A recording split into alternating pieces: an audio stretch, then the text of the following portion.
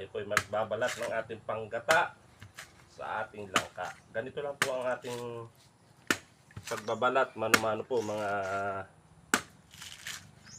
kaibigan ko, mga ka-friends, mga ka-working. Ayan o, atin pong lalamatan lang.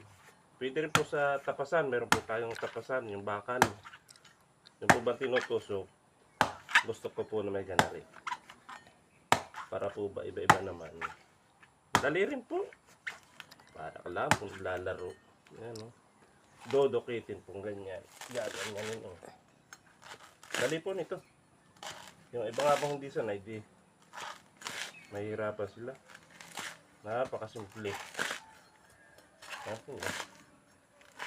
Parang wala pa po isang minuto. Wari ko eh. Tapos na. Yan po.